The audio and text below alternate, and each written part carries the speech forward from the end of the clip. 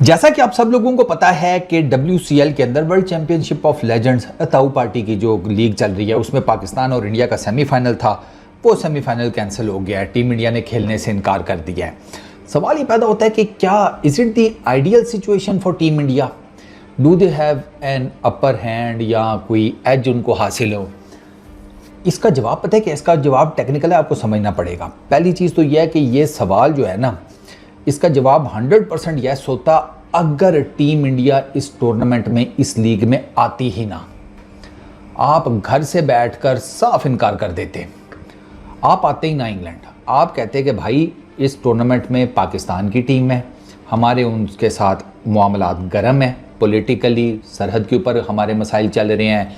आप जो ये पहलगाम और वो सारा मामला हुआ, आप उसको अपनी तरफ से हाईलाइट कर सकते थे। मतलब you could have given 1000 reasons ना आने की, और आपका किसी ने ये भी नहीं कहना था कि नहीं ये झूठ बोल रहे हैं या समथिंग लाइक दैट, क्योंकि आप जो सीक्वेंस ऑफ इवेंट्स बताते, ऑब्वियसली वो चूंकि इंटरनेशनल मीडिया में जाने थे, तो आप I am pretty much sure कि गवर्नमेंट तो है नहीं कि ये बढ़िया मार देंगे, तो आप सोच समझ के कोई अपनी स्टेटमेंट देते ना, तो आपके लिए वो जो एक अपर हैंड है ना, वो वहाँ पर एडजस्टेबल था इंडिया के लिए।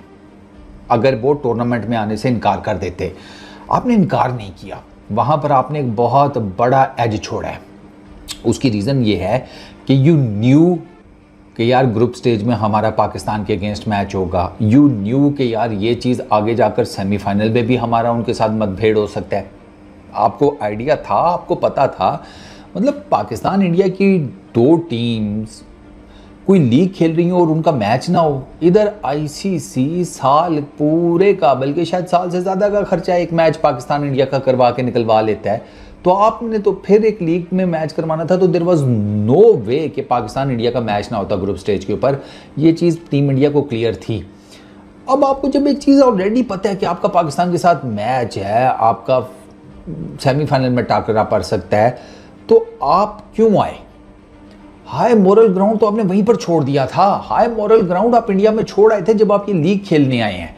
अब वहीं पर इंडिया पे बैठ के कहते ना कि हम नहीं आएंगे, वो डज थी। अब सवाल ही पैदा होता है फिर आप आए क्यों? आप आए, चलें, आपने पाकिस्तान के अगेंस्ट एक मैच तो कैंसिल करा लिया, सेमीफाइनल भी आपने अब कैंसिल करा लिया है। अब मैं आपको एक मज़ेदार बात बताऊं कि अगर आप जहाँ जहाँ ये BBC और आगे पीछे इंटरनेशनल जगहों के, इंटरनेशनल मीडिया आउटलेट्स के ऊपर ये खबर आ रही है ना, वहाँ पर लिखा जा रहा है कि टीम इंडिया चिकन अवे, मतलब ये भाग गए हैं, नस गए हैं। In a way it's kind of a negative remark दिया जाता है ना कि डर के भाग गए हैं, समथिंग लाइक दैट। ये इस जिसे कहते हैं ना पैराहे में इस्तेमाल होता है। तो फ़ायदा क्या हुआ फिर? बुनियादी तौर पर वो एज जो आपको एक हासिल था वो आपने खुद ही लूज़ कर दिया। आपको पाकिस्तान के अगेंस्ट खेल लेना चाहिए था।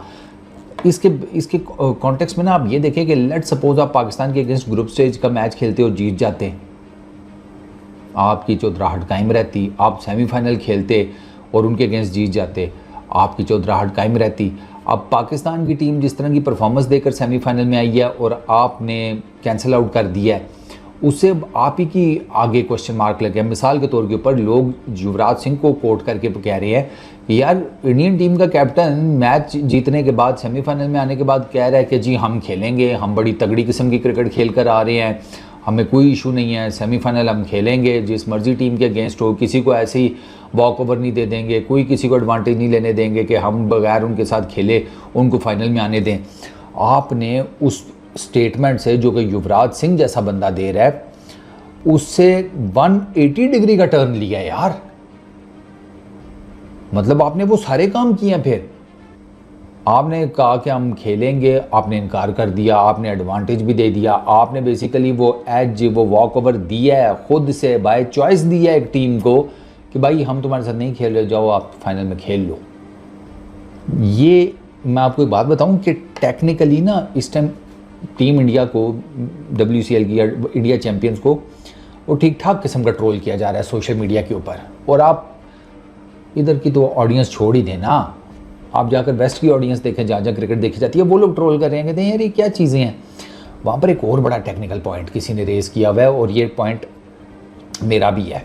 मतलब मेरा है और मैंने बाकी जगहों के ऊपर भी वो पॉइंट रेज होते हुए देखा है, इंडियन स्पोर्ट्स मिनिस्ट्री को, क्रिकेट वालों को, बीसीसीआई को, आगे पीछे जो भी है ना, उनको आगे बड़े फूक फूक के कदम रखने पड़ेंगे when it comes to sports.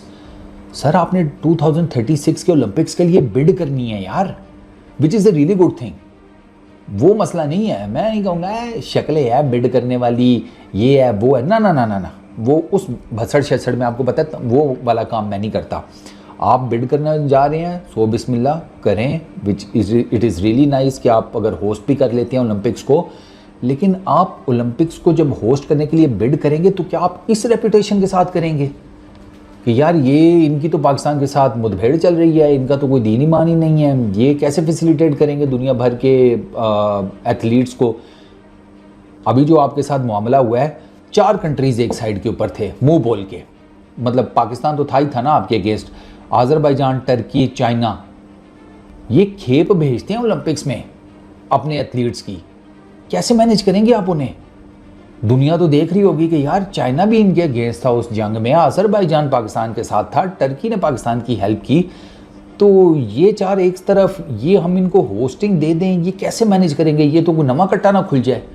International Olympics committee IOC वो देखेगी इन सारी चीज़ों को, तो you have to be really मतलब वेरी केयरफुल कि जब आप ये चीज़ें किसी कोई टूर्नामेंट खेल रहे हैं as an Indian cricket team, football team, hockey team, tennis team, badminton team, kabaddi team, any sports, जब आप ये सारा कुछ देख रहे हैं ना, तो आपको ये चीज़ें ज़हन में रखनी पड़ेंगी, क्योंकि ये बड़े सेंसिटिव किस्म के मैटर्स हैं और इसमें आपकी रेप्यूटेशन जो है ना आपके पैसे से ज़्यादा इंपॉर्टेंट होती है। ये बात याद रखिएगा। आपको अगर होस्टिंग मिलेगी तो वो आपको क्या लगता है कि सिर्फ पैसे के बलबूते पर मिलेगी? नहीं, आपकी रेप्यूटेशन के बलबूते पर मिलती है। ये जहन में रखिएगा। दुनिया में जहाँ पर भी ओलंपिक्स हो रहे हैं, सारा कुछ है, जो पीछे भी हुए हैं, उसमें बहुत चीज़ें इन्वॉल्व होती हैं, बहुत ज़्यादा। रेप्यूटेशन उसमें से एक फैक्टर है। तो आई रियली होप कि अब तो जो होना था वो हो गया। टीम इंडिया ने बाइकआउट कर दिया है, सेमीफाइनल वो नहीं खेल रहे, पाकिस्तान को वॉक ओवर मिला है, वो तो फाइनल में जाके बैठ गए हैं, उनको तो घंटा परवाह नहीं है, वो क्यों करेंगे? इनफैक्ट अब वो अगर आपको ट्रोल करेंगे तो लोग कहेंगे भाई हक पे हैं, ठीक ट्रोल कर रहे हैं, ये भाग गए। और मैं स्टेटमेंट्स देख रहा हूँ ना लोगों की, आम जनता की मैं बात कर रहा हूँ, वो नस गए, भाग गए, ये वो, तो this is not the way to handle such situation. और डेफिनेटली इंडियन मीडिया ने भी प्रेशर डाला होगा, उनका तो और कोई काम ही नहीं है, वो मोदी जी और उनके आगे पीछे लोगों की नहीं, बाकी सबकी धोती खोलने में लगे रहते हैं। ठीक है, मोदी जी का नाम लो तो फिर वो खबरदार, पापा के बारे में कोई बात नहीं सुनेंगे, वो उस वाले मोड में चले जाते हैं। चलो जी, कोई it ended on a bad note यार, सीधी सी बात है, ये नहीं होना चाहिए था। अब वो जो पाकिस्तान इंडिया का मैच देखना चाहते थे लोग ग्रुप स्टेज में, सेमीफाइनल में, इतनी बड़ी खलकत है बर्मिंघम में पाकिस्तान इंडिया की, वो आके एंजॉय करते, ज़रा मौज मस्ती होती उनकी, ज़रा राइवलरी ताज़ा होती। यही खिलाड़ी हैं जो उनके लिए कुछ सालों पहले तक इंटरनेशनल ग्राउंड्स में जाकर खेला करते थे, रिप्रेजेंट किया करते थे इंटरनेशनल लेवल के ऊपर, इंटरनेशनल टीम में अपने कंट्री की। अब वो एक्स क्रिकेटर्स के तौर पर अपने कंट्री को रिप्रेजेंट कर रहे हैं, तो एक ना जिसे कहते हैं बुरा इम्पैक्ट आता है, एक नेगेटिव इम्पैक्ट आता है, वो इंडियन फैंस के ऊपर भी आएगा। मतलब वो अब आप देखें ना, एक तस्वीर कैसा पूरे का पूरा ना वो चेंज कर देती है कॉन्सेप्ट या परसेप्शन। शाहिद अफरीदी एक इंडियन क्रिकेट फ़ैन की इंडियन जर्सी के ऊपर ऑटोग्राफ दे रहा है।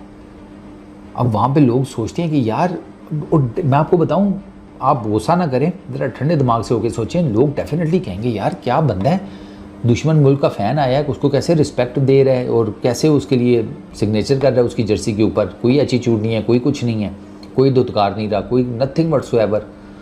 अच्छा, दूसरी साइड के ऊपर शाहिद अफरीदी के लिए इंडियन क्रिकेट फैंस नारे मारते हुए भी नज़र आए, उसके फेवर में, उसको वेलकम के लिए।